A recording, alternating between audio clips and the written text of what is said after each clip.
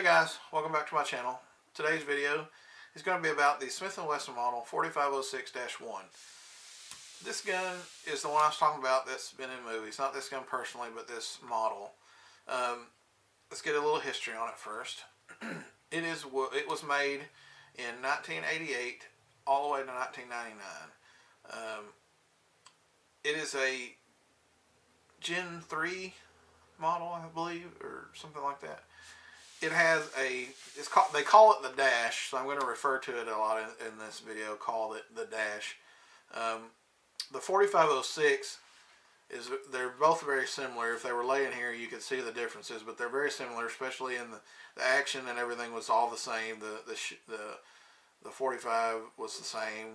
All the barrels were the same. Everything was the same internally, and mostly the frame was the same, except for a few things that were. Some of it was cosmetic. The grip here was different on the 4506. On the back, it went down here and it kicked out in the rear. I don't know why they changed that, but they probably just to make a different model so they could. I don't know if it was ergonomic at all. Not being that I've never shot a 4506, so I wouldn't know. That to me was more just aesthetic, but it could be that that's ergonomic as well. It may be that this is better, but I don't know. One that I think is purely aesthetic is that the trigger guard was completely different. If you've ever seen Pulp Fiction or Fight Club, you've seen the 4506. Tyler Durden, Brad Pitt, and Edward Norton in Fight Club both wielded the 4506, and Bruce Willis and I believe it's Ving Rhames in that movie both wielded the 4506. The trigger guard is completely different on that gun than this is. This gun is actually very pronounced. If you've seen a picture of the 4506 and now you're seeing this gun, you'd notice it. If they were laying here, you'd notice it probably better, quicker than you'd notice the grip. This one has more of a rounded shape here. On the 4506, it's not flat, but it kicks up more into the trigger. It's probably bigger. And then on the front, it kind of has more of a rounded edge, and then it kicks in again on the front. It's just different looking. It looks, I'm not really sure. It looks more 80s to me, early 80s to me, than this gun looks more 90s, which it is more 90s because it's later in the year, or later in the term. I believe the 4506 was made, I'm guessing up until 88. I don't know when they started making the 4506, but they made this in 88. Started this in 88 all the way up to 99. So they had the 4506 out before that. Another thing is that they, what else did they change? I think that's pretty much it. Yeah, that's pretty much it. The only other difference would be that the triggers on the guns, a lot of the 4506s had the chrome triggers and chrome. That's what they said. Chrome triggers and chrome hammers, and then they switched out to blued. And even some of these early ones had chrome triggers and hammers, and then they switched out to blues. Whether or not that's a money thing or not, that's probably what that is. I can't really speak to that as well. I can't find any information on that. A lot of these guns had, and I don't know if it's a year model thing or what, a lot of these guns had adjustable sights. These are not adjustable. This gun here has been in a lot of movies, and you'll see it in this configuration in a lot of movies. But this gun here has been in Training Day with Denzel Washington. And the only difference between this gun and his gun is that it had adjustable sights, and that's what I was fixing to talk to you about. It has a longer stainless steel sight, probably 1.5 inches, 2 inches long, that was cut into the, it's got a cut in the gun where they would go, and then you can adjust them. I'm not sure how. I guess however you want. I'm not sure if that's an earlier year model or a later year model. But this gun does not have adjustable sights, so that would be the difference there. This same gun here has also been in movies or TV show The Shield with Michael Chiklis. I don't remember if his had adjustable sights or not. I do not believe it did. So it's been, like I say, this gun's very popular with police departments back in the day. So that's probably why they used it with police departments in movies, all over the place. I mean, those are only two movies and TV shows that I talked about, but they were all over the place. Another difference. Now the difference that I talked about earlier with the 4506 and the dash were mostly cosmetic. The internal one that I'm going to talk about, the actual meat of the difference is that they changed the manufacturing process to the dash from the 4506. And they called that the slide process. I know this is a slide, but they called the process, they changed it to the slide process. I don't know if it was just tooling or what. I can't really find any information out about that. But what they said was that they took less out of the gun when they manufactured it. Now, what I've seen was that there may have been some issues with the 4506s having thinner metal in the gun.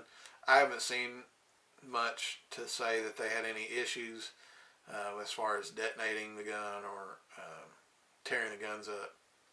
I haven't seen anything like that, and I don't have another gun here to look at or any information as far as thicknesses or anything like that, but that's what they said.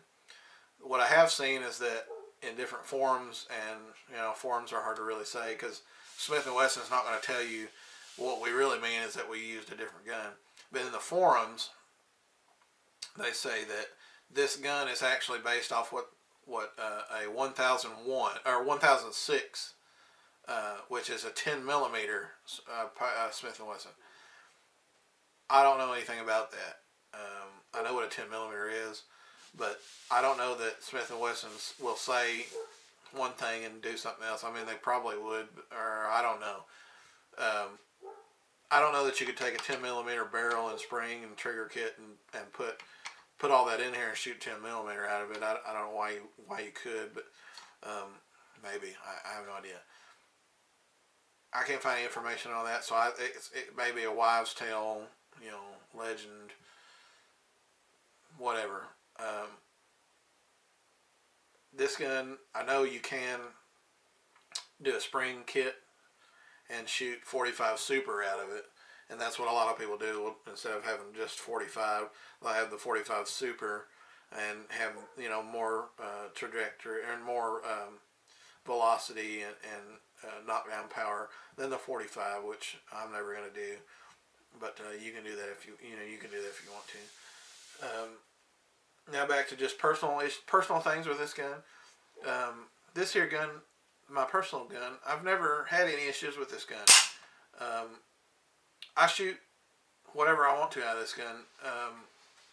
Any ammo. I've shot steel case ammo out of it. It shot, never had any failures to feed, never had any failures to fire. It will shoot cheap ammo, expensive ammo. I've shot, personally I shoot Winchester out of it. Shoots fine. Remington green and white box shoots fine. Blazer black and gold when we're just plinking and I want to shoot a bunch shoots fine. Federal from Walmart shoots fine. Like I say, the Plus P that I carry for personal defense shot, I don't know, 2 mags out of it, or a mag out of it probably, just to make sure, because that stuff's expensive. Shoots that. Hornady, shot that. I've got some stuff that I've never even heard of in there that I can't even think of the name of it. It shot that. So this thing here is basically what I call the AK of my pistols, and I actually, I think it's pretty funny, pretty fitting. It will shoot whatever you want to out of it. But you gotta, if you shoot the cheap stuff out of it, you just gotta clean it, which, hey, you gotta clean it anyway, but it was really dirty when I shot that steel case, after I shot that steel case out of it, which I expected it to be. The only reason I shot that steel case is that somebody had some shooting it out of their 45, and actually had problems that shooting it out of their 45. So let me try it, and it just shot it, you know, like a boss. It just shot like a boss. But yeah, this is pretty much it about this gun. It does have a cousin, which I think is pretty neat, which I didn't know about till a couple years ago. And my buddy has it. His name is 4570 Shooter. Go check him out. Shout out, dude. It does have a cousin to this gun. He has the cousin to this gun, and it's in 40 caliber, which I'm a big fan of. I think it's pretty cool. It is a different model number, but it's shorter. It looks exactly like this gun. And a short story about it is he bought that gun, and we went out to a shoot, and I had my 40, which I carry every day, and he had his 40, and I was like, dude, that looks exactly like my 40. I didn't know it was a 40, and that looks exactly like my 45. I thought it was a subcompact 45 like this, because I was going to buy me one, because I wanted to conceal carry, and you can't really conceal carry with this gun. And he's like, no, it's a 40 caliber. And I was like, well, let me shoot that thing. I want to shoot it because that's pretty cool, and it shoots like a dream. But I was like, man, we got cousin guns. That's pretty cool. But anyway, pretty much the end of this. If you find, I would suggest if you find a gun like this and you can get it for a good price, go out and buy you one. Have fun with it. Make sure that it's a good gun and everything, but you won't have any issues out of it as long as you take care of it. And have fun, and thank you for watching, and y'all be safe out there, and we'll see you back again.